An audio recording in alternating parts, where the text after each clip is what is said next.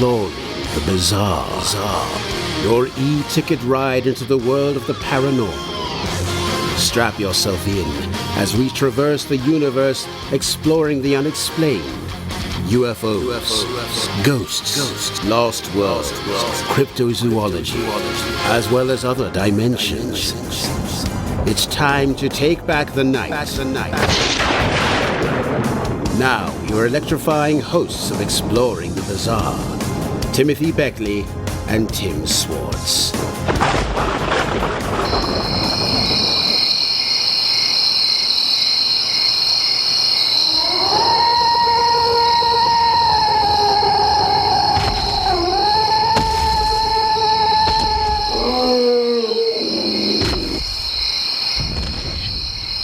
Jesus, I can't get no sleep around here.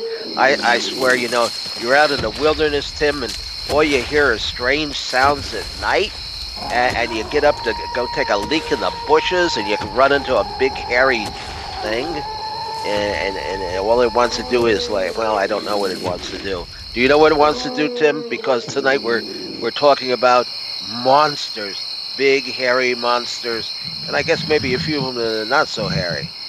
I kind of go for the ones that have a little less hair than they're children of the night, Tim, and what music they make. Oh boy, I tell you, well, you could hear the music that they were making. I mean, man, they were surrounding me. I mean, they were on the left, they were on the right, they were in front of me, and I think I saw our guest just behind them in the woods. So, who should we be aware of? Laughing and pointing at us. Tim, who should we be aware of this evening? Oh, well, we should be aware of our two fantastic guests. And we have with us Ronnie LeBlanc, who has written an absolutely fantastic book called Monsterland. And I highly encourage our listeners to get out and get themselves a copy of this, because I tell you, it's really fascinating. And just a brief description, or a little bio from Ronnie. Ronnie, he says that he's always had an interest in things that were deemed paranormal or go bump in the night. The same things that we're interested in, stories that defy explanation, the laws of physics and the belief in the minds of those who have heard about the encounters. So he spent a majority of his life devouring books and content surrounding the subject on the matter of UFOs, Bigfoot, and the paranormal. And so now he's decided that, he's going to put some of his own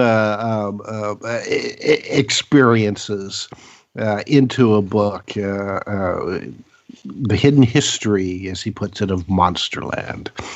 And our other guests tonight, and I want to thank Lon for taking, I know his valuable time to be with us tonight, is Lon Strickler, who is the writer and blogger of Phantoms and Monsters blog. One of my favorites, Lon, by the way. I mean, I visit your site every day to find out what's going on. Well, I'm way ahead of you. I get the link in the email. Oh, I do as well.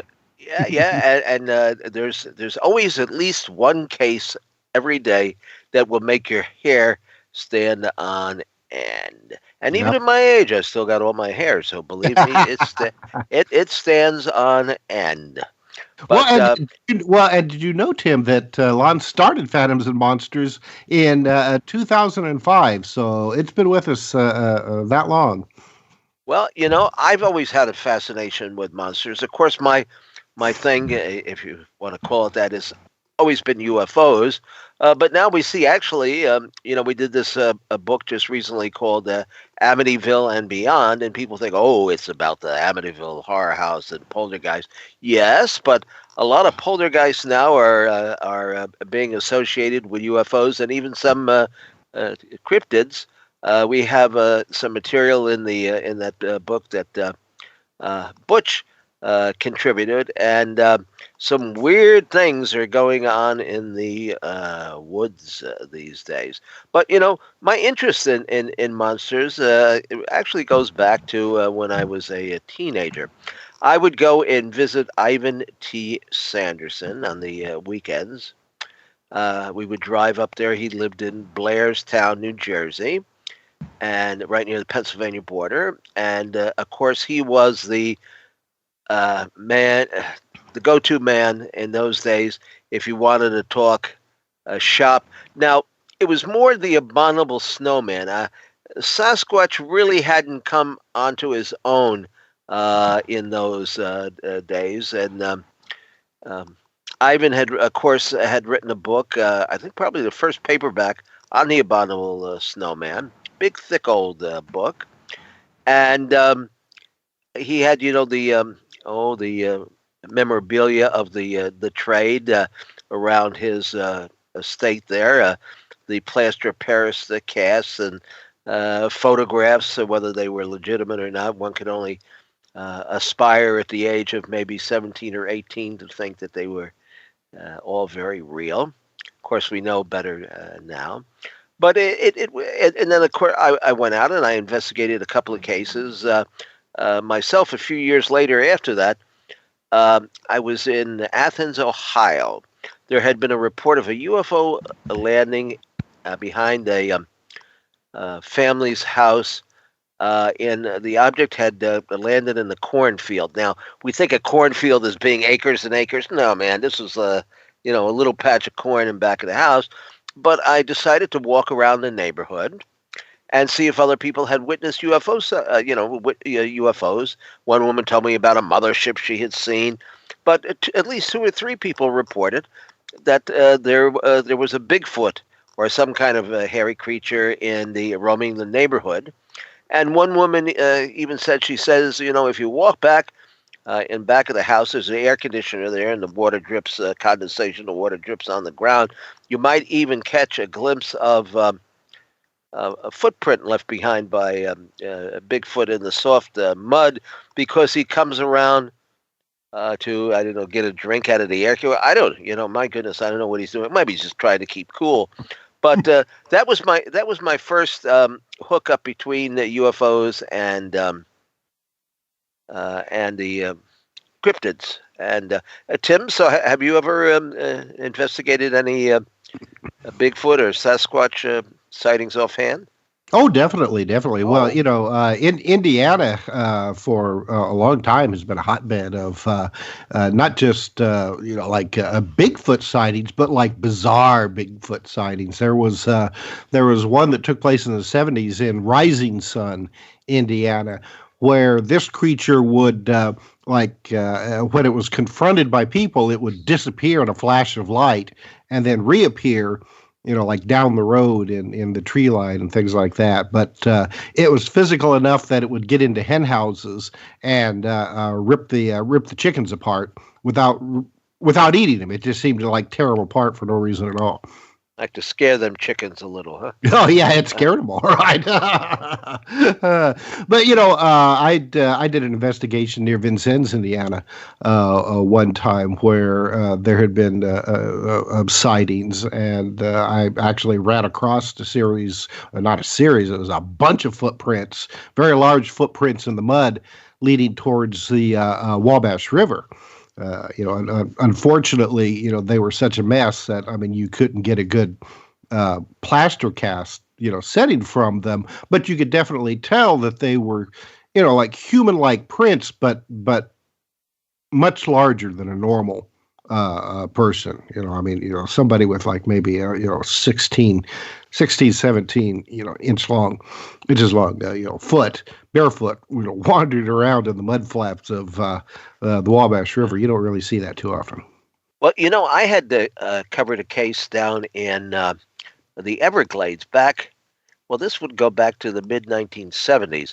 I was writing at that time for Saga magazine, which was a men's adventure magazine. They were pretty big at the time. You had True and you had Argosy, and then you had Saga. In fact, Saga, they have a pinup article there, maybe photos of Anne Margaret. There'd be an article maybe on some true crime case, and then they always threw in at least one oddball story. So I did an investigation on the skunk ape of the Everglades, and I think it was probably one of the first mentions of the skunk ape in a national publication. We had a university professor down there in Florida who had been camping out. He had his a team of investigators, and they would seal off an area at night and then set up some cameras and all. I guess probably rather unsophisticated in those days compared to what we would have today. But the skunk apes would get pretty close to the where they were, camping at night, but never they could hear them going through the marsh, but they could never get them close enough to take photographs or anything of them. But they certainly had enough witnesses all over that area. And of course, why did they call them, Tim, the skunk ape? Because they smelled like a skunk, I guess. Yeah. Well, I was going to say, I don't think it's because they smelled just particularly well. In fact, we just had a Joshua Kutchin on just recently, and yes. we discussed the subject of smells and UFOs and Bigfoot and Sasquatch and all other sorts of entities. It was quite an interesting program, and of course you can listen to it on the archives at KCOR Radio or up there at Mr. UFO Secret Files on YouTube, thanks to our associate Peter. But Lon, let's start out with you there in Pennsylvania. Bring us up to speed. What's happening in the world of cryptids in the last month or so? Hey guys, well, I tell you, we have been getting a few the Upright Canine reports, though these reports, like I said, are fairly new, and we haven't really investigated them yet.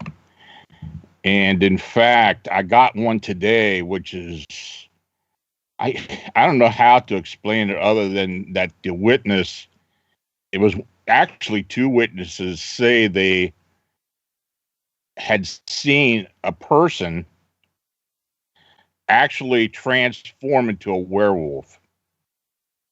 Now that's a new one for me. So I'm trying to get a hold of this individual. He wants to remain anonymous because the person that did the transforming is someone that he knows. So we'll have to wait and see on that one. I'm going to hold off on that till I get a little more information. But recently, I ran into somebody years and years ago. We had a program. We put on a 2-day conference in Pittsburgh, and we ran into a fellow who claimed that he could shapeshift into a werewolf. Of course, he didn't do it. I don't know as if we particularly wanted him to do it, although I guess that would have been a novel addition to the conference. But in those days, what the heck? I mean, it was shapeshifting. Wasn't something really that was discussed in public. It just, like I say, it was mainly a UFO conference, and the subjects didn't really mesh. Most Bigfoot and cryptid investigators kind of sneered at us UFO investigators, and vice versa. We all thought that you guys were too hairy to contemplate, So I don't know. But Lon, go ahead. I'm sorry to have interrupted. Well, that's all right. Recently, and in fact, very recently, I had received a report from Northeast South Carolina. This was a flying cryptid encounter. I really don't know what the woman had seen. It happened quite a few years ago, but it's interesting to note that a pterosaur had been seen, or supposedly had been seen, not too far from what I can tell as well. That was seen back in, let's see, trying to find, 2007. This sighting was, between 2004 2005 in the summertime. She said her and her boyfriend were driving from Roanoke, Virginia to Myrtle Beach, South Carolina. And she said she didn't like being on the interstate. It kind of wigged her out, so they took some back roads on their way there. They said it was pretty late at night, and they had just gone through a little town. And when they came out of the town, they were in some pine woods. She said he was driving, and I looked over at him, and through the window on his side, it looked like someone's laundry had come off the line and was getting blown around. She said it was like a big bed sheet getting hit by a gust of wind, except we were in the woods and there were too many trees around for it to be a laundry blowing around. So she said she's looking right at this big white thing, and her brain couldn't wrap around what it was, but it was coming straight toward the car. And the closest thing that she could think of would be pterodactyl. Now, she said, I'm panicking and positive we were going to die. So I'm screaming, go, go, go. And my eyes are squeezed shut. And she said, no way that this, she was going to watch this thing kill him. She mentioned that they weren't drunk or on high, and they weren't from, had been coming from a psych facility or anything. She said they did find some evidence of she says a big snotty smear on the window of the driver's. She wanted to know if there was any insight I could give her. She thought about thunderbirds, but she said it wasn't dark in color. So I was thinking about this. I started going back and looking, and there was this other sighting back in 2007. And really, if you look at the map, it really isn't that far from where they would have crossed going down to Myrtle Beach. Now, I'm not saying it's the same thing, but it very well could have been. We don't know what it is. So I did send this off to another investigator down in South Carolina and let him follow up on it. I find that interesting because what is it? The ropen, that I pronounce it, in New Guinea, supposedly glows in the dark. I mean, it's I suppose it's not too far of a reach for something to be described as white when it could actually be like maybe luminescence. Well, these ropen or pterosaur sightings are normally daytime sightings. Now, you're right. The sightings in Papua New Guinea have been at night, a lot of them, and they do seem to have some type of luminescence on the bottom of the creatures. I have read about that, and I think I saw something, I don't know who it was, a small, a short video of something that appeared to be glowing at night from there. I don't know. We have received several pterosaur sightings over the years, worldwide, but there have been a lot of sightings in the United States. For the most part, the sightings are in the southern part of the country or in the southwest. But I don't know what this was. This was pretty interesting. I really hate to say that it was a pterosaur. I can't be positive. She did say pterodactyl, which, it's close to that, but, I guess it's not impossible. I also had another pterosaur sighting from Alaska. This actually happened on February 1st, 2017, near North Pole, Alaska. And gentleman said he was driving about 5:30 in the morning. He said it was 16 below zero. Oh. And he was on the phone with his mother, who happened to live in South Carolina. And because of 4-hour time difference, he said it worked well for her to call her at that time. So he was driving west on Chena Hot Springs Road, heading towards Fairbanks.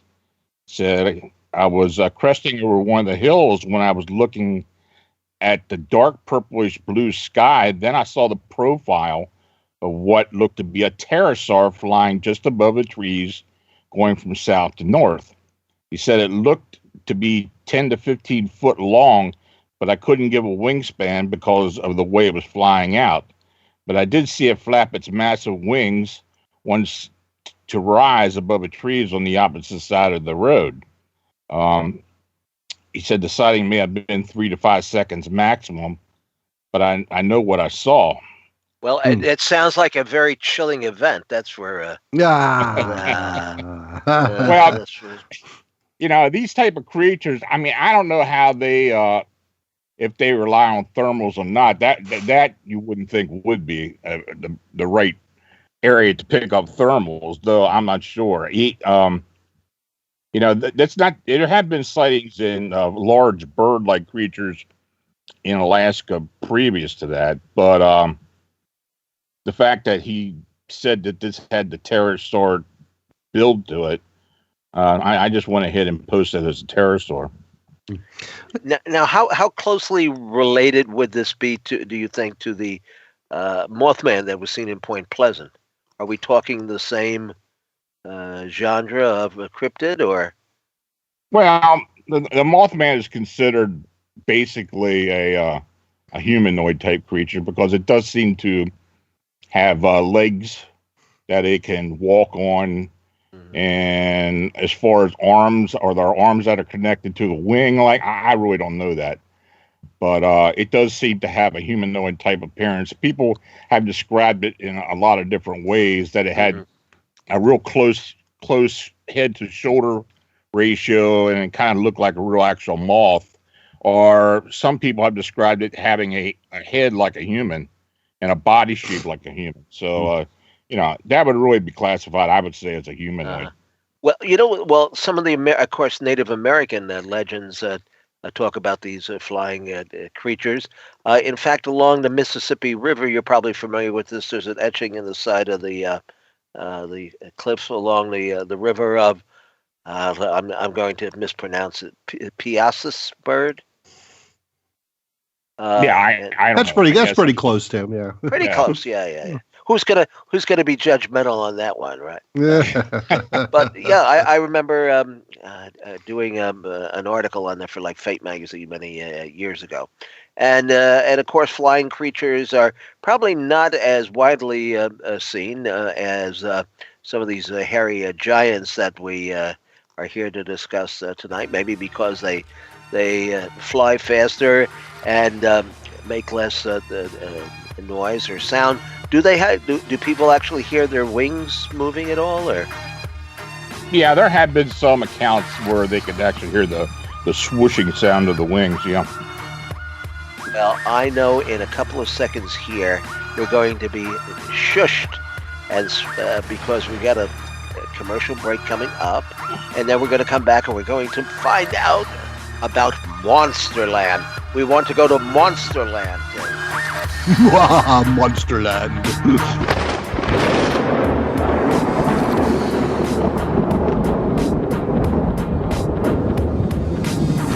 Now back to exploring the bizarre with two of the most electrifying researchers in the paranormal. Your hosts, Timothy Beckley and Tim Swartz.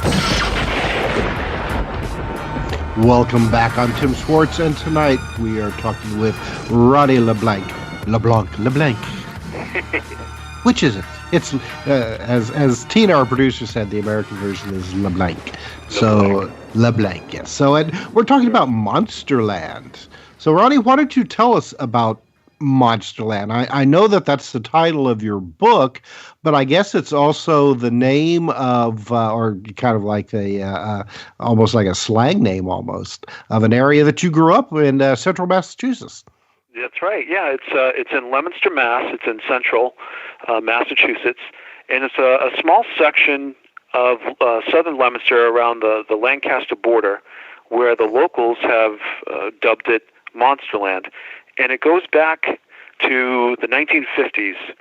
There was a gentleman that was driving by the Old Mill Road and was going through the bridge area and had seen a creature off the side of the road. And this was in the middle of the night, back in the 50s. And he was so startled by what he saw, he was just terrified. He looked for the closest open place, and at this point was a bar, and at this time it was called Twins. It's now called Miranda's Pub, and still in existence. So he goes into the bar, and the manager's there, and he comes in, he's all startled, and says, "I just saw this terrifying creature off by the Old Mill Bridge, and we call the police." And the manager's kind of like looking at him, what is this guy talking about?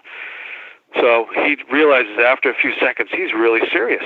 So he calls the police, lets them know what this guy is basically telling him, and hangs up the phone and said they're on their way. So he's just pacing around and said, "I can't wait. I'm going back there. I'm going to prove to everybody this thing is real, what I saw." So he leaves. Well, the police show up minutes after. The manager explains he went back to the area to go find this creature. So the police go, they show up, and they find his car. The lights are on, the door's open, the car's running, and he's nowhere to be found. So they're assuming he's just in the woods. He's going to emerge, any second now. They waited. Then they started kind of looking around, and the guy never comes out. And so it was just this disappearance, and basically all the locals basically started calling it Monsterland, and that's how it got its name. Now, I did some digging, wasn't able to find anybody that disappeared at this time, if it was real or not, if this is just a legend. Right. But since that time and to this current day, people are still seeing creatures, finding footprints, UFOs, these orange orbs. This whole area seems to be plagued by this phenomenon. So it's had me so interested. And then once I started kind of having my own personal life getting intertwined with this whole thing, it just really blew my mind that this was really happening. Now, were there other reports? Did they come in pretty close on the heels of this original incident? No, they were kind of scattered, and it was very hard to find because people didn't want to talk about it. They're worried about being made fun of and the ridicule. So a lot of these stories kind of stayed somewhat hidden, and they were just kind of talked about behind the scenes and weren't really shared. And it just seemed to be recently, as more and more people are started getting out there and cell phones and having these weird experiences. But people have always talked about when they would go to this area, it was a known spot where people would go and party. The high schoolers would go and park. It was kind of like a lover's lane kind of situation. And they'd have something that would kind of come and shake the car, or they'd see creature, or they'd hear noises and this crazy stuff. And that's kind of, it just continues to this day, and it seems to kind of bleed beyond this little section of Monsterland, but into Leominster State Forest, into the neighboring towns. Oh, yeah, well, lovers' lanes and monsters. I mean, those two go hand in hand for decades, centuries probably. There's probably cavemen who talked about, Monster interruptus, I guess. Oh! You just coined a new term there, Tim. Yeah. Well, that's what we're out here to do in exploring the bizarre. Who says that it has to deal just with monsters and UFOs, Tim? I mean, right. Remember you're talking to Mr. Creepo, so anything is open. Anything is open for discussion here. Since we're broadcast, especially from Sin City, that's our headquarters, KCOR Digital Radio Network. So now, Lon, how would you say that this ties in? You've heard just Ron here for a few minutes discuss this original incident. Have you come across places that you would consider like zones where this activity is taking place on a more less irregular basis? We had the Paul Eno on the show recently, our good friend and associate, and he talks about a place now in Pennsylvania where they've encountered Bigfoot and had these orange orbs have also been seen, and they seem to show up quite frequently in association with some of these the monster sightings. Yeah, that has actually been going on here for a while now. In particular, out in western Pennsylvania, Westmoreland County. Stan Gordon has been investigating that now for several years, where both phenomena kind of show up at the same time. And in fact, there have been some times when investigators in this area would go looking at it in the woods or someplace that there had been a sighting, and they will come across orbs going through the woods. So there may very well be an association with the location that Ron was talking about. I'm just wondering if it's a possibility anybody looked into it being a portal or some area where things or people could come in and out or disappear. That's my I've come to that conclusion. The facts kind of point to that, because it just seems that this seems to be centered around this area, and then these things are coming in and out. But we've seen these orange orbs in the woods, in these same areas, and that's, as crazy as it sounds, it seems to be that could be we could be right near one of these portal sites. And this is old Native American land as well, so. Well, I think there's a good possibility that may tie into it, because that's what we believe some of the phenomena in this state's tied into, being, a location where there has been a lot of Native American activity, even activity back into the Paleolithic era. I mean, it's, and of course, where you're at, that's most likely has happened as well. So it's interesting. I had actually never heard of this phenomena there where you're at. That, of course, I've heard of the Bridgewater Triangle, and Sure. But as far as where you're at, I've never heard of this before. Yeah, it's for me, I was shocked because it's like in my backyard, and I had heard of Bridgewater Triangle, Lauren Coleman, and it had all those pieces. Betty Andresian grew up in Right. Leominster, and they've had unmarked black helicopters, men in black, orange orbs. Leominster's also was part of the Underground Railroad, so there's tons of history with ghosts and all that as well. So just all of that kind of mixes in here, and after I completed the book and spoke at the New England UFO conference, I had a gentleman come up to me and said, the neighboring town is Fitchburg, and it's known as Leominster and Fitchburg is known as the Twin Cities. And he mentioned to me that there's this big boulder at the top where every year the Fitchburg High students go and paint the rock, and then Leominster High students go over there and paint over the rock. But that particular area, he told me, is a well-known vortex. And I was kind of blown away by that. But there's just been history of back in '89, and Lauren Coleman is actually, I'd spoken to him this past summer, and he was out here in '89. There was a rash of suicides, and within I think it was a 6-month period, 50 different people had attempted to kill themselves, and there was a good, I think, 10 or 12. And at that time, it was considered Leominster was like the suicide capital of the world. So there was something going on. They were worried that there was a satanic cult. They were finding, small animals mutilated behind Burbank Hospital, which is near this supposed, vortex. So everything seems to be all connected. Well, now, Ronnie, I imagine that since you grew up in this area when you were a kid, you and your friends, you probably all were just steeped in the, kid mythology of the weird things that go on. Like, don't go in those woods. There's a monster that'll eat you. That sort of thing. Yeah, they were Bill Penning. It's kind of my partner in crime. He remembers his mom would scare them and take them in the car and bring them to Monsterland and say the monster's going to get you and all this stuff. And no one really figured out why was it called Monsterland. But that was that kind of lore and that legend that kind of just had everyone kind of knew about it, but they didn't really understand where it got its name. And for me, I just had no idea that it was just in my own backyard. It was really mind-blowing for me. Well, now, at the beginning of the book, you have a section where you talk about riding your bicycle through a particularly spooky area, and my question on reading that is, why would you do that?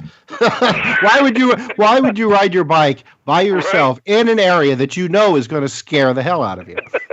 Well, it was, I lived pretty close to Fallbrook School, and then behind this school was a bunch of trails. And so I'd take my bike, and this is back in the day where you could be gone all day long on a Saturday, come back at sundown, and your parents didn't even blink an eye. It was, oh, you're back. And I had always gone by this particular trail. Now, when I would go on these trails, I was going to Monsterland, which was these sand dunes, and people would take their four-wheelers and dirt bikes and ride around and party over there. But I was, 11, 12 years old. And so I would always go by this one particular trail that just creeped me out. And I don't know why, but when I would go by, I would pedal a little bit faster. And it had basically, it looked like this doorway with the two trees side by side. And one day I just said, you know what, I'm going in there. And I'm by myself.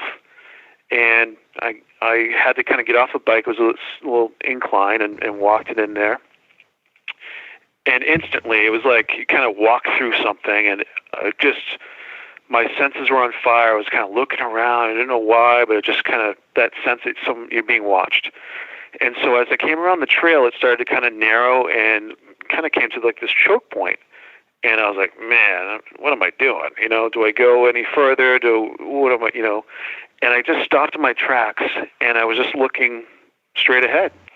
And then I noticed that there was no bird sounds, no animal sounds. It was just dead quiet. And the forest erupted. And right in front of me, I could see trees and shrubs and leaves all moving around. And I'm trying to focus on what is doing this. I'm freaking out. Is this, a moose, a bear? Do I need to get out of there? But I could not move. I was frozen still. And I was just perplexed because I didn't see anything. It should be something big. I mean, little trees being bent over and pushed around, and what sounded like almost like an elephant taking off. I could feel the sound reverberate through the soles of my feet, and I was just blown away. But I couldn't move, and I was looking straight ahead, and I could see nothing. And as soon as this kind of just stopped, it was almost like I regained my wits about me, and I jumped on my bike, and I peeled out of there so fast. And on my way home, I was just running through my mind like, oh, that was a moose. That was, that had to be something. You just kind of, I knew all the animals in the area, so I was kind of going through that. And at that point, I was just kind of like, you know what, it doesn't even matter because I'm not going back there. but I had forgotten about that and just kind of like buried it in the back of my mind. And as I started working on the book and having these kind of experiences, I was like, it flashed back to me, and I was like, oh my God, I wonder if I, was that close to something. And I was in that same area. I'm like, whoa, I didn't even really connect the dots that actually could be a Sasquatch, Well, you've done an awful lot of research here. I have the e-book version of your Monsterland, and obviously you've done quite a bit of thorough looking into the subject. When did you decide to gather all this material together? And had you been collecting reports and talking to witnesses, and how much of the investigation is actually like firsthand? It was a lot of it was originally just being immersed in these books, and just everything that came out. I was trying to read everything and go through it, and I just started kind of taking notes at that time. And then as I started focusing on, I kind of have all this, at the time, useless knowledge that I wasn't really sharing with anybody. I was like, I really should try to put something together here, but that didn't come together until I had my own kind of experiences with Bill Penning, and he had found, with his wife, they went hiking in Leominster State Forest, and they found these 6 barefoot tracks in a section that they had walked by maybe 10, 15 minutes before and had circled back. They had kind of taken the wrong trail. And I had gone back with him and his brother, and we had some casting material and casted the prints, and you could see the toes. And when I saw this and I saw that straight line and the depth of the prints and the stride, I knew that this was something. It was not a human being. It was something that I had been seeing pictures of and of these trackways and things like that. And then from that, as we started talking to other people, and his story kind of came out, we were on Finding Bigfoot. That's when people started coming out of the woodwork and saying, you know what? I want to tell you my story now. I've been sitting on this for 20 years, or I had an experience, and people felt, I think, at that point, you know, who do you go to talk to about this stuff when it did happen, or, you know? And so now it created an opening, and so I started compiling all this stuff as it was coming, and it seemed to come in succession right as I'm doing everything and putting all this together. So again, it validated Bill's story, and then these other stories around it. It just blew my mind. Well, how many types of monsters are we talking about here? You mentioned kind of Bigfoot. How would you actually describe the creature, or is there more than one? You know, it seems to me, just based on the duration of how long this has kind of been going on, I uncovered that there were sightings going back into the late 1800s in the same area. And it seemed to be the typical Sasquatch creature, like Dogmen, things like that we haven't had any of those reports so far. But it seemed to be, multiple.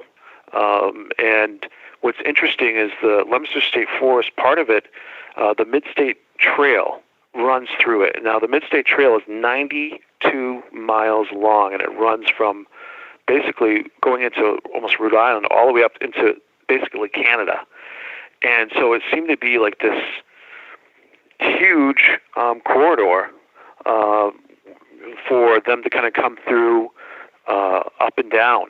And now I'm starting to think that it might be something a little bit different when we're talking about the portal situation, but definitely seems to be there's more than just, one or two. There's potential.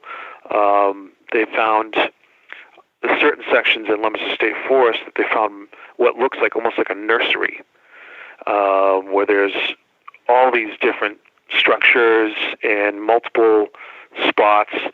And so the BFRO has been through there, and they're starting to think that this could be kind of a spot where they come to raise the young, or there's multiple Bigfoots and Sasquatch here. Now, there's also been animal mutilations in that area too, hasn't there? There has. Nothing, on the size of a cattle, thing like that, but cats and small animals have been found. Mm-hmm. And so the connection with that has been, there's a cult that's kind of doing that, satanic cult or something like that. So there's never been that connection to that, but now it seems that there could be, a connection. Wasn't there a situation where people found deer that had been eviscerated and hung up in trees and stuff? Yeah, there were 2 hunters. Now this is after Finding Bigfoot was on, and it was in the local paper, so people are talking about it. And a friend of ours was working at a liquor store, and the 2 hunters had come in from the day from hunting, and they were startled. They told them that they found deer carcasses up in the tree, in this apple tree, high up. And we talked to the BFRO, and Dr. David Brake, who's one of the investigators at the time out of Connecticut, had come up, because we're thinking, is this a mountain lion? And we don't really supposed to have any eastern mountain lions out here. But it was interesting. It was almost like the hunters felt like it was trying to scare them, say, stay out of here. And we've had several instances where bow hunters are sitting in their stands and being whistled at, rocks being thrown at them, and almost like, you're in our hunting area, get the hell out of here. And Now, have have there been reports of people disappearing and not being seen again? The only one was that initial encounter in story going back to the 50s, but there hasn't been in my research so far that there's been more than that. But look at the work of David Paulides, and yes, I fear that could be a case as moving on in the future here, that we could see some of that stuff going on. Lon, how about you? Any reports of people disappearing either in the vicinity of the sightings of these creatures or in some of these zones where all this weirdness is taking place? As far as it being a connection to what we're getting, I don't think so. But of course, with all the state parks and wild area in Pennsylvania, people do go missing. But as far as a connection, I don't really know if there is or not. Well, we know for a fact that some of these cryptids go missing, or at least they seem to vanish. Well, if they are coming through some sort of vortex to get to where we are, who's to say that you can't accidentally step into one and be transported somewhere else and not know how to get back? But we know how to get back, Tim, right? We're going to be back in just a few minutes with our guest for the evening and more about Monsterland.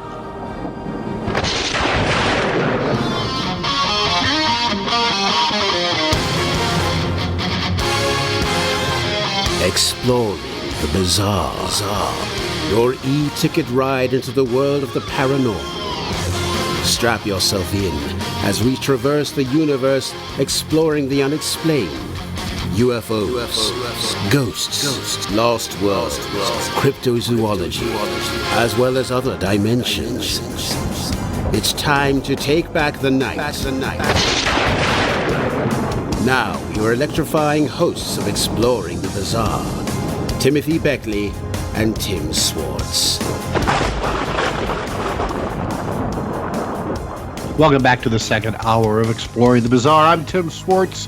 Somewhere out there in the darkness is Tim Beckley, waiting to hear from you, because we want your questions. If you have questions for our guests tonight, or if you have a question for myself or Tim Beckley, then please get it to us. We want to hear from you. We want to try to answer your questions as best as we possibly can. So let's continue our conversation here. I wanted to ask Lon about Men in Black and other strange humanoid sightings. I've noticed that there's been quite a few experiences being sent into your blog, Lon. And do you want to tell us about some of your favorites that you've come across recently? Well, you had mentioned the one that you referenced where all these Men in Black had showed up in one time. That was a weird one. And that was that was an incident that was sent to me from a third party. It was something that happened in California. I don't have the exact location where it was, but this gentleman, or I think it was either a guy or girl, said my sister and I were playing. I was like 7 to 8 years old. This was around 2002 and 3.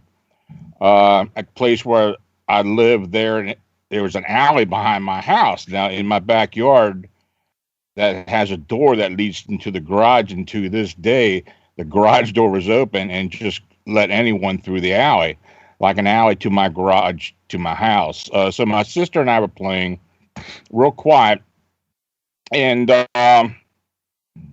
he says, we decided to go in the garage and play, and the moment we stepped into the garage, we started hearing voices.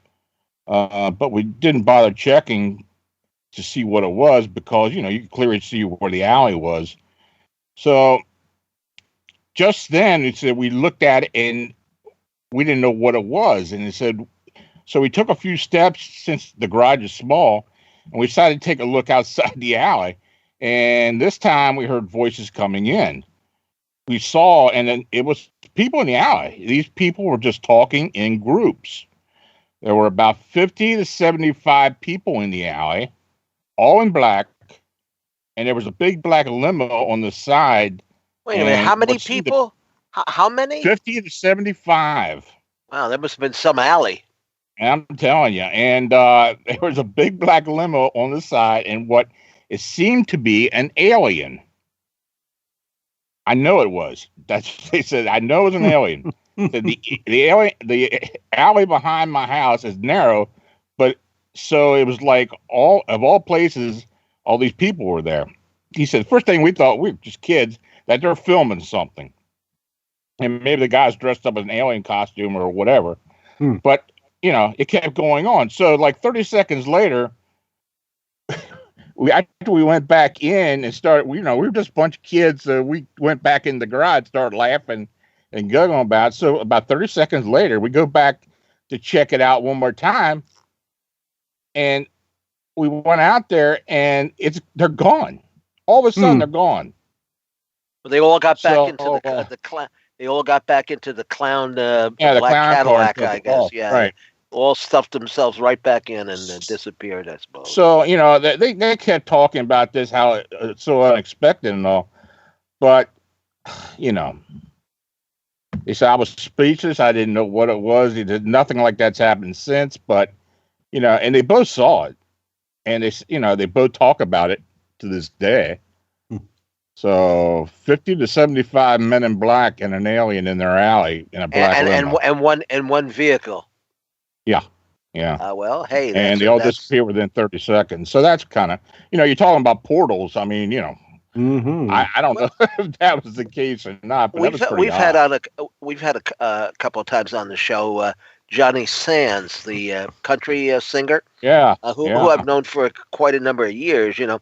He was his original UFO sighting. He was driving to the Sands Hotel in the Vegas Strip, and had this incident where some object had landed near his vehicle and got out and had a telepathic conversation. And in fact, they hypnotized them. They gave him a lie detector test. The APRO, the Aerial Phenomena Research Organization, and seems like he was telling the truth. But now he had all kinds of weirdness, weird side effects after his initial sighting of these two. He thought that they had gills on the side of their head, that they were from some aqua, world. Anyway, he had an incident where he was taken out into the desert and tried to get out of a vehicle, and there were two Chewbacca type creatures that were guarding him so that he couldn't get away or leave the limousine that he was in.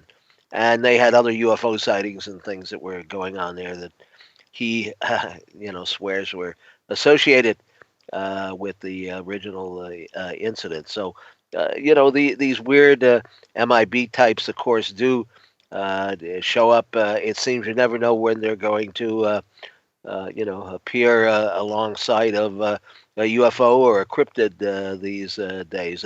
Even down in Point Pleasant, West Virginia, we knew, of course, John Keel is an investigator, but I went down there and firsthand talked to a few of the witnesses and met with Mary Heyer, who was the local, she was I guess had a column in the newspaper over in Ohio, over the where the Silver Bridge collapsed eventually just before Christmas, and she had these MIB types. Of course, she was running sightings and UFO sightings and observations of the Mothman in the newspaper in her column, and she started being visited pretty much on a regular basis by these men dressed in black. I don't think they didn't really ever threaten her.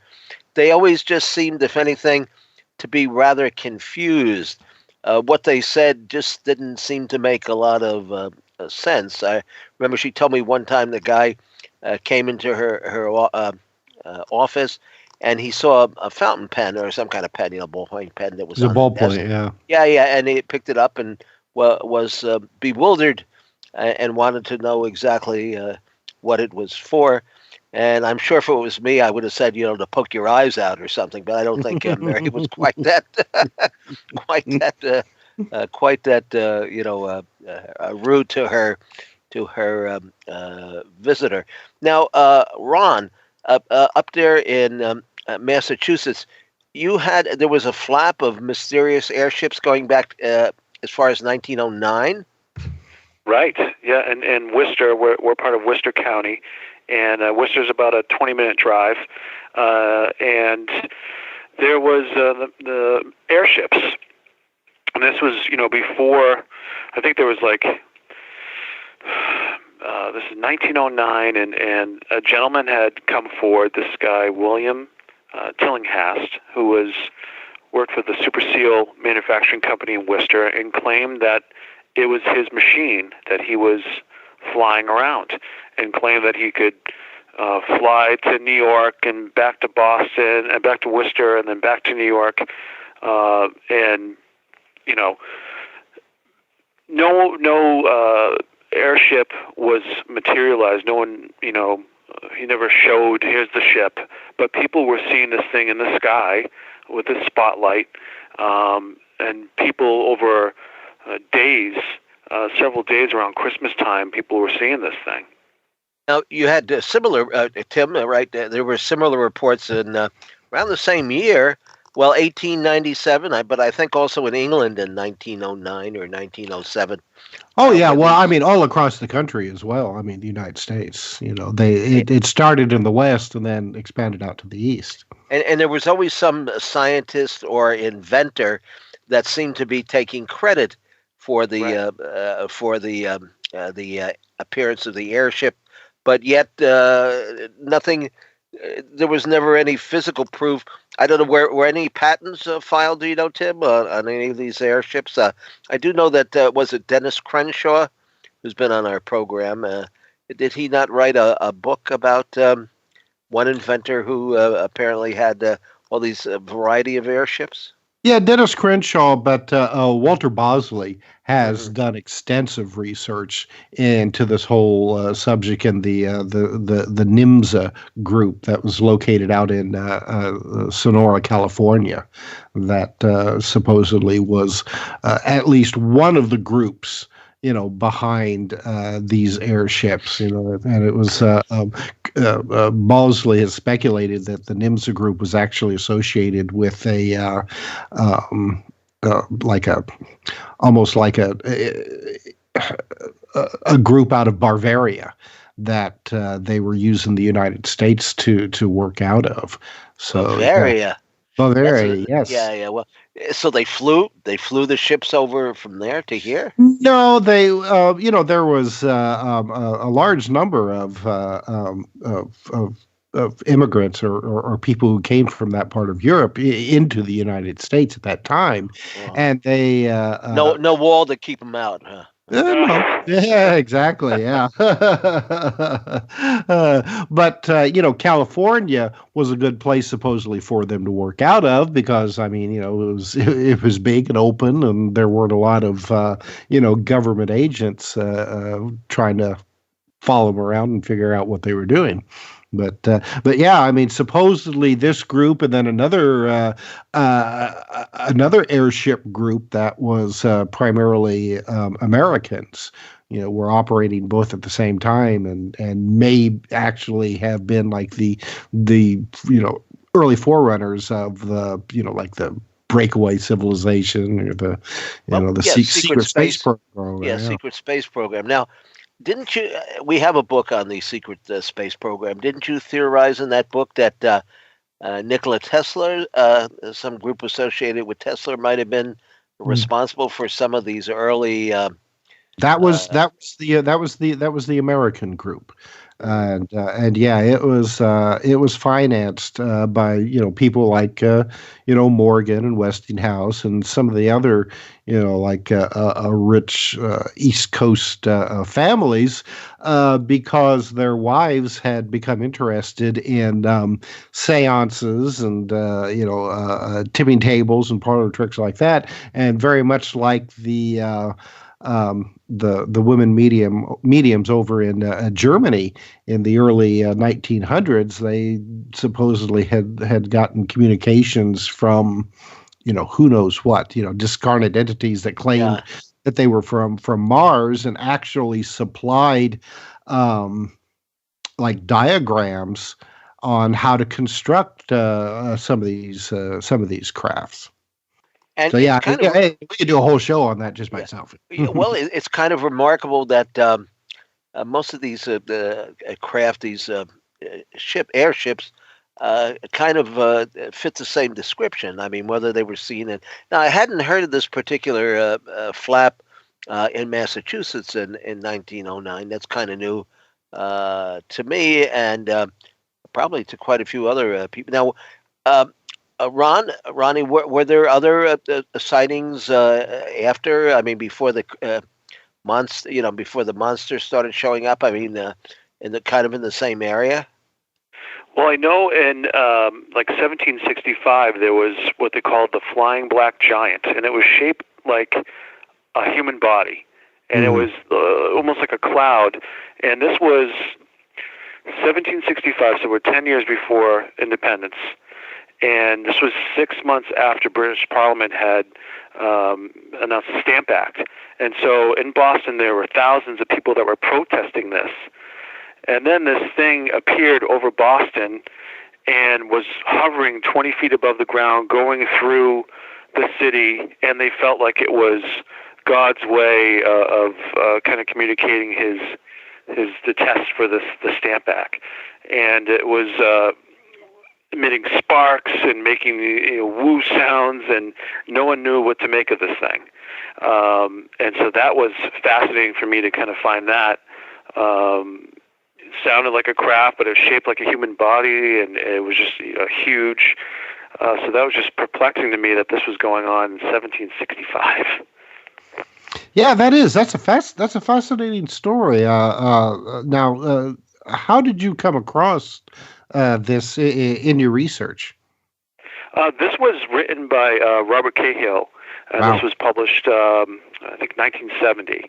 Mm-hmm. And so I was just trying to find any stories that had to do with Massachusetts and that had involved, UFOs. And this was put together in a small, little booklet that I had found. And again, I had never heard of this, and it was amazed with all these different stories and encounters that go beyond before we were, at that point of flight.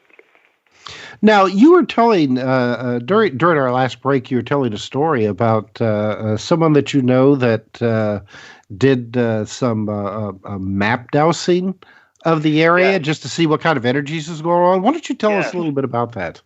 Yeah, so we were, Bill Penning and I were actually speaking at this Boston dowsing event that we were invited, open-minded individuals that were part of the group, and we're kind of talking about the section of Monsterland. And as we were talking, she had pictures of the footprint and map of the area, and she's a master dowser, and so she was doing the pendulum over it. And as we're talking, we're kind of looking over her, and seeing her, she's shaking her head. And then she does it again, and then she's kind of getting the same reading, and she did it 3 times. And so after we had spoken, and she's like, guys, there's something crazy going on here. And she was, at the time, just not really familiar with dowsing, and she was explaining that, here's the chart, and here's where Stonehenge is, and this is blowing past that. She's like, there is some serious energy going on in this area that she was picking up on. And so we kind of looked at each other and said, what the heck is going on, Because initially when kind of getting into this, I'm thinking this is the Bigfoot is like a flesh and blood animal, and now it's starting to seem like that is not the case. We were talking about portals earlier, and energy, and now ley lines and all those things are kind of coming into play. So I thought that was really interesting, and Lon was mentioning about have any mediums or any psychics kind of go out in that area, and that's the next step I think that we need to take is bring some people out there to see what the energy is like. And I know Tina had mentioned, the producer as well, that she has gone through some of these areas that when she was out here and winching in and going to Fitchburg State, during the day even, you can just feel like this energy is off the charts. Yeah, it's if you do take like any intuitives out to these areas, you need to make sure that they have no idea where they're going or why they're going out there, and just to see if everybody agrees at different times on the types of perceptions that they pick up. Right. I know that.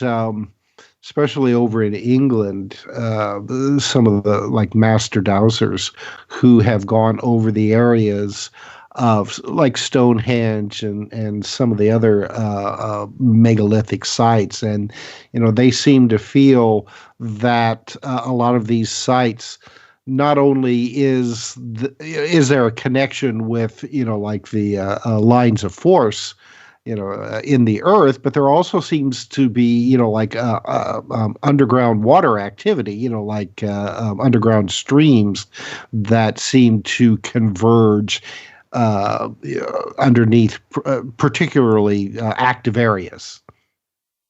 Yeah, and there is some. I believe that there could be some hidden caves that are in Leominster State Forest. And so I'm wondering if is that as well, those underground caverns and water associated with this as well. So there's some interesting energy that's kind of going on here.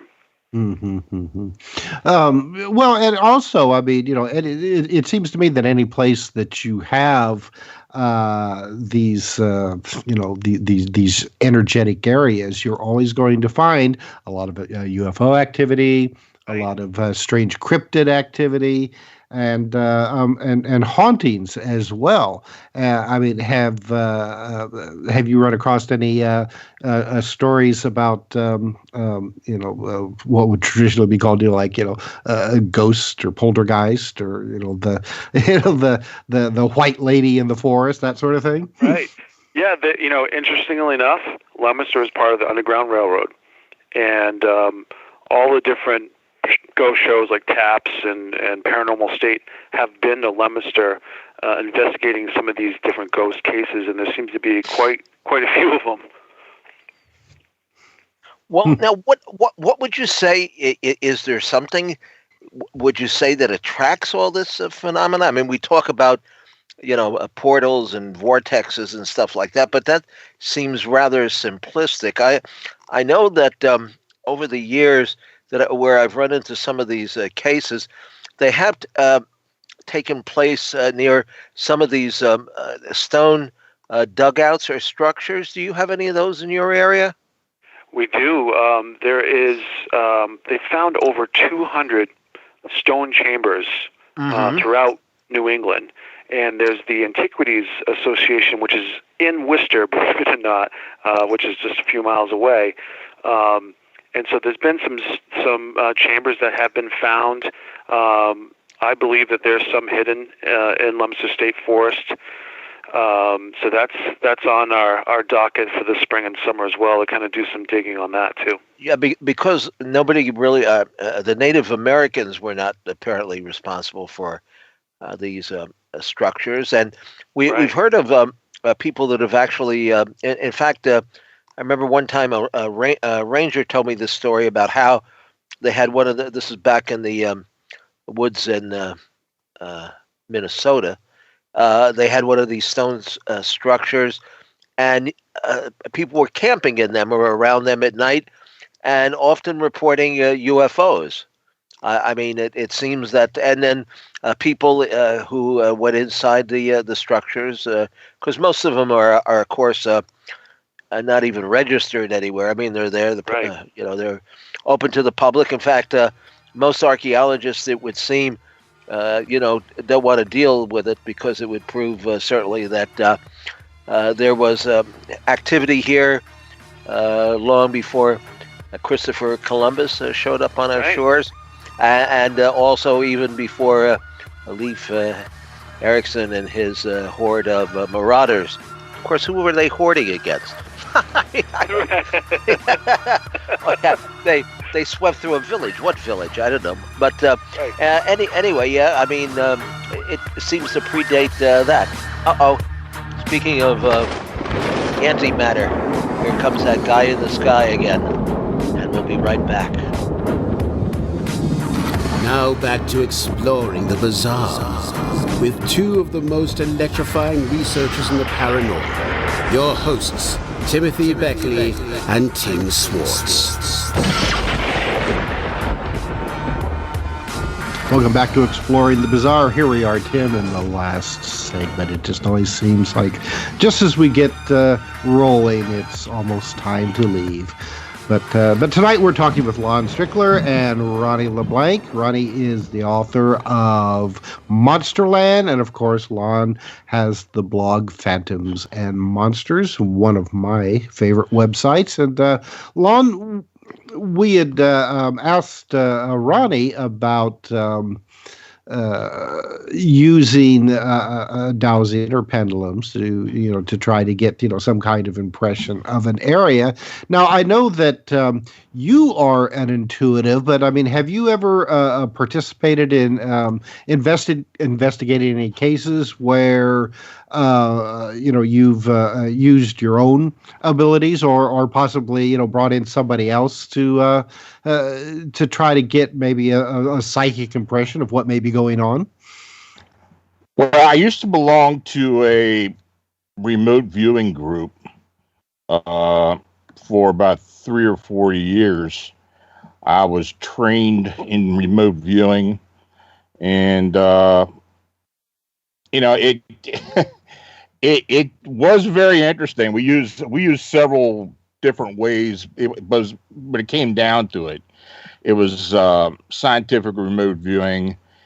But it was that instance where after you go through all the steps or through all the levels in scientific remote viewing, it normally took a psychic aspect toward the end. So, it was, I'd say it was still more psychic based than just mere guessing.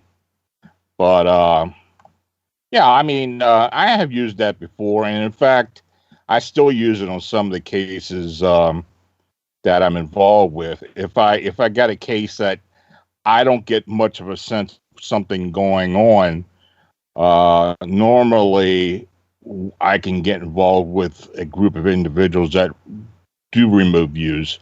Now they're all at different locations, but we actually use a monitor each other and get a conglomerate, and then decide what we're put everything together and come up with a synopsis of what's going on. Mm-hmm. Well, I mean, have you in doing this? I mean, have you come up with anything that just really shocked you, either on one side of the spectrum or the other, where it's just like, we found out that this is nothing, this is a hoax, or on the other side where it's just like, wow, this is just really into the Twilight Zone, folks. Well, there's one instance that kind of really freaked me out. I was actually training to be a remote viewer. I was working with a single monitor at the time, and they were putting me through the steps. They would set a location, and we'd go through the phases of the process. And I didn't know what their target was, but what it turned out to be was another planet, but they didn't get specific. Hmm. So I ended up in this. It was like a large tunnel. I could tell it wasn't any place on this planet. It was like the walls were like green and slimy, and it was humid, and it was just really odd.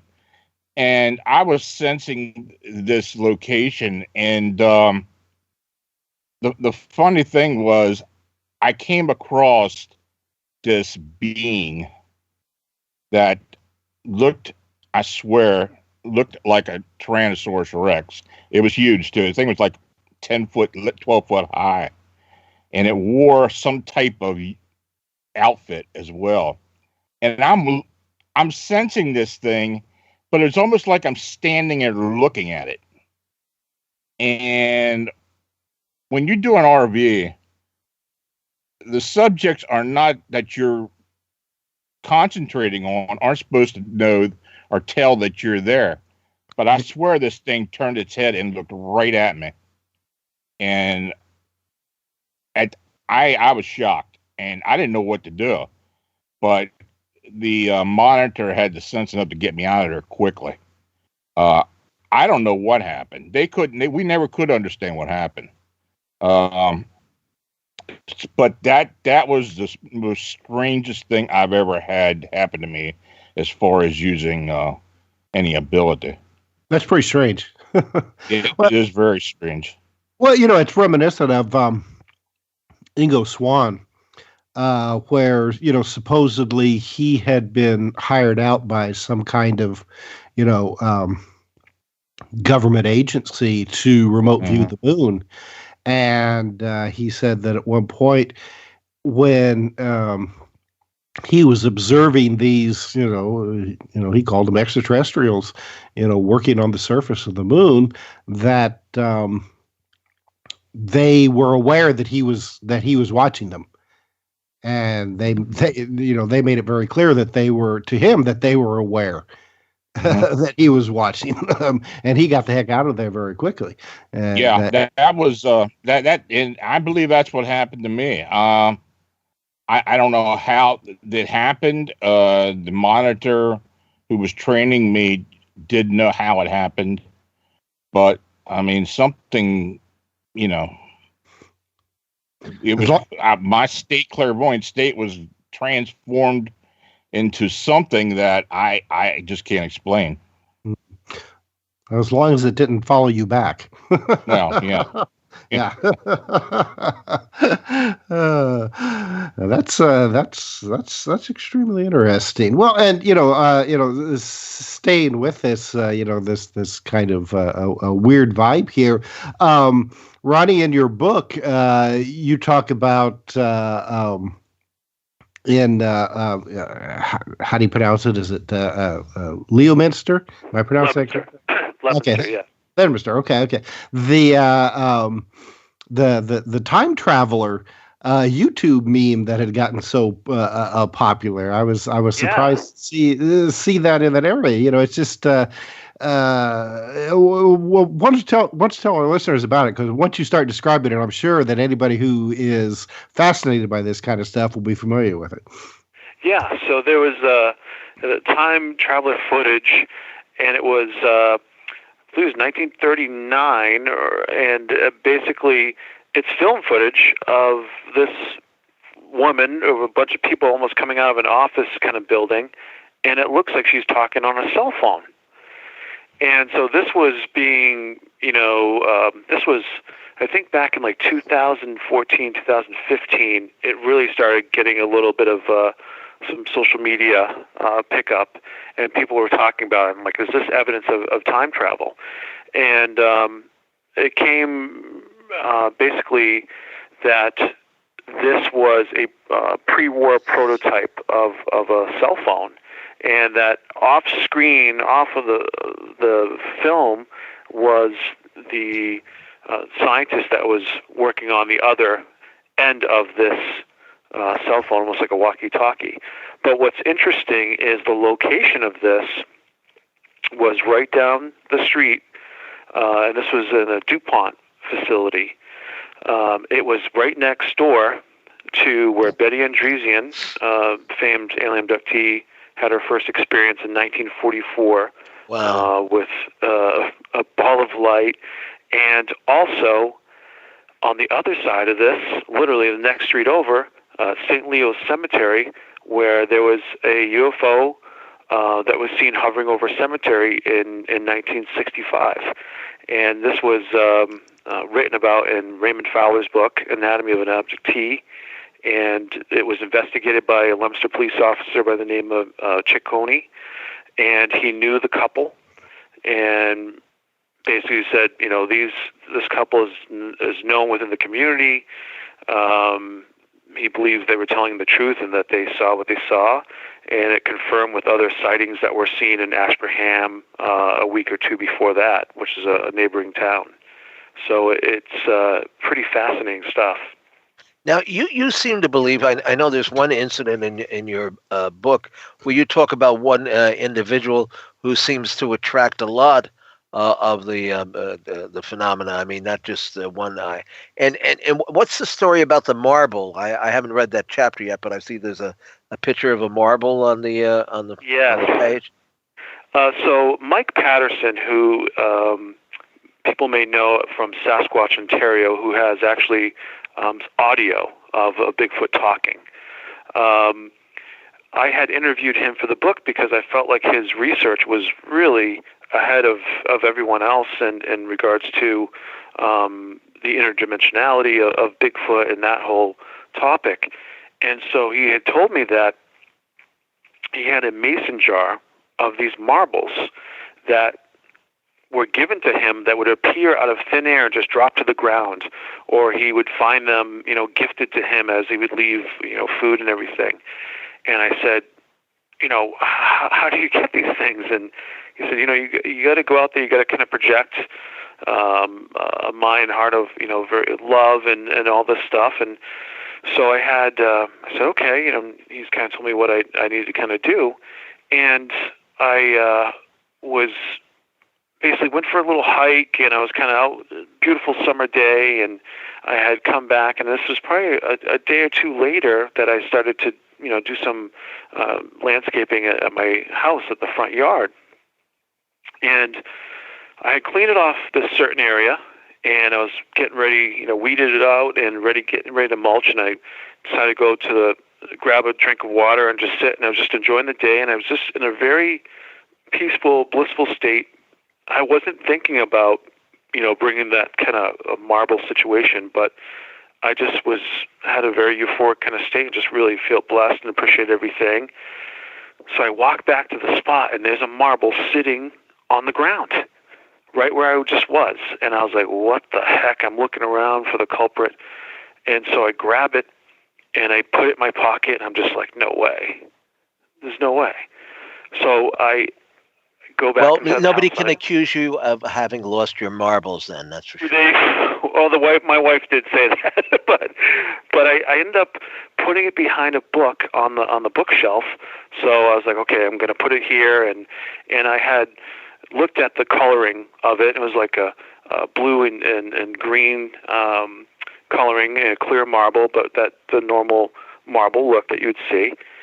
And so I put it there, and I went back to what I was doing. I was kind of like, no way, and the next morning I got up and I realized, oh yeah, I put the marble, behind the book.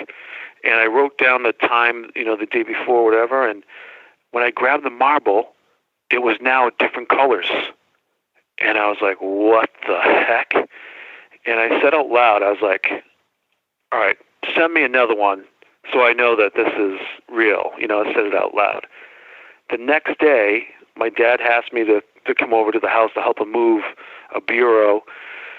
And so we're walking in the garage. He's walking ahead of me, and we walk into the house from the garage. And right through the doorway, he's ahead of me, and he goes, "Whoa, watch out! There's a marble right there. I don't know where that came from." And I'm like, "What?" And I look down, and this thing was like wedged perfectly in the middle between the carpet and the door frame. And I didn't say a thing. I just picked it up, and I put it in my pocket, and I walked forward. And I was like, "Oh my God, what is going on?" And that's when this stuff started happening, as I started to realize I'm dealing with something that I don't even know what is going on.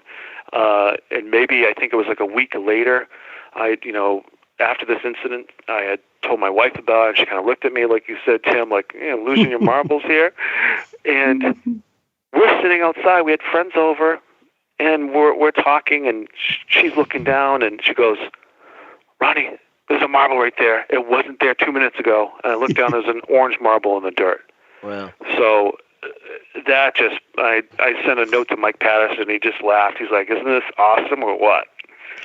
Well, we've brought out quite a few shows here that synchronicity plays a very important role in the paranormal. I mean, I've discussed this over and over. I think it's their way of sending a message. They can't verbally communicate with us, but they do use signs and symbols.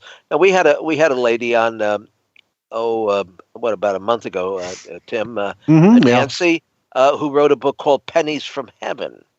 And she believes that her husband, who has since passed on, has shown his presence on various occasions. I think she has 20 incidents that she wrote down in the book where pennies have appeared. And then we talked about Bishop Pike, who had a contact with his son, the poltergeist phenomena in the apartment, and dimes showing up. I mean, and Tim, I think you've investigated some cases where rocks have teleported or reported in the vicinity of some of this poltergeist activity, and saw it myself firsthand. Mm-hmm. And so, okay. Now, at what point, Ron, did you begin to understand or realize that you might not be dealing with a flesh and blood Bigfoot? When these orange orbs started appearing, and there was an incident where Bill Penning and I had gone out and decided to do a night hike, and we quickly were like, what are we doing out here, So we went to the Granite Street entrance to Leominster State Forest, where not too far from where him and his wife had found the Bigfoot tracks. And we started walking along the trail, and maybe about 20 minutes or so, we just kind of got the creeps, and we're like, flashlights were very terrible, and we couldn't really see much, but definitely felt like we were being watched, and we're like, let's hustle back to the car and kind of regroup. And so we got back to the car, and we're sitting there, and we could see the outline of what's called Bobcat Mountain. It's not really a mountain, but he pointed to this certain spot, and he said, we need to kind of get all the way over there. No one really goes, those trails all the way to that point. And I'm telling you, maybe 3 or 4 minutes later, off to the corner in the middle of the sky, this orange orb appears, this ball of light, and it starts moving towards Bobcat Mountain. I grab his arm, I'm like, what are you seeing? He's like, an orange orb. I'm like, oh my God. We watch this thing, and then as it hits the edge of the forest, it lights up the trees, and now we can see it going through the woods, and it's lighting up everything around, and we're just like, what is going on? The place where he pointed, the orb hovers for a beat and then shoots straight down into the ground. The same spot, after we're talking about it, so that connection, and all you could hear was us just breathing heavily, like it was dead quiet, and we were just spooked out. We took off so fast. I was literally expecting something to come running down the hill towards us. And that's when I was like, we're dealing with something beyond our comprehension here. Well, what are we actually dealing with then? I do believe now that Bigfoot is some kind of interdimensional alien entity type thing. The orbs are somehow connected to them, whether it is them in some kind of form or somehow associated with them. But you're talking about synchronicity, Tim, and intent, and these things definitely seem to respond when we are either thinking about it or vocalizing it. It just has happened so many times now that it's beyond the coincidence. Well, that is in itself is totally an amazing phenomenon. Well, we've just got the 5-minute warning notice from our producer Tina out there in Las Vegas, and so I want to go around the table here and allow everybody to tell us what's on your forthcoming agenda, where people can get in touch with you, where they can find you on the internet, where they can get your books. And so, Lon, let's start with you. Give us a little promo on what you've got coming up. I know you've written some books too, Lon, right? Yeah, I've written 5 books. The last one was just published about 2 months ago. Phantoms and Monsters Unexplained Encounters. It's part of a series I've done. It's 5 books in the series. You can get it on Amazon. Basically just type my name or Phantoms and Monsters, and it'll come up on there. The website's phantomsandmonsters.com. And Arcane Radio. And Arcane Radio. I do a show with Sean Porker and But Wachowski. And that's arcaneradio.com, and we broadcast every Wednesday evening at 10 o'clock. And I know I've been on your show. And, of course, your famous the daily email blog. Yeah, you can go to Phantoms and Monsters, and there's a module there where you can sign up for the daily newsletter, and it'll come in your email each morning. Well, I am impressed by the amount of work and effort you put into this. And in some of the reports that you post are just absolutely fantastic. And I know there isn't a day goes by that I don't look over the material that you send out. And Ron, why don't you tell us the name of your title of your book again, and your website, and how people can connect with you? Absolutely. So it's Monsterland: Encounters with Bigfoot, UFOs, and Orange Orbs. My website is RonnieLeBlanc.com. I'm going to be doing a book signing actually on March 19th in Leominster at Miranda's Pub, where it all started. So we're pretty excited about that. Well, that's you got to take some photos of that and put it I up will. on Facebook. Yeah. And when you see a tall, hairy creature kind of like standing in the background, you'll know that some portway has opened. And of course, Tim, we should mention our own activities here in this regard.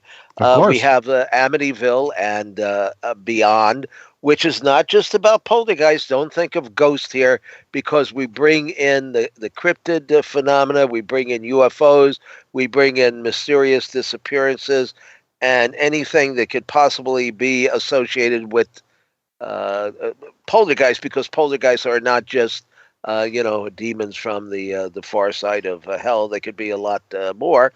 And then, of course, we worked on a book before that, Cryptid Creatures from Dark Domains.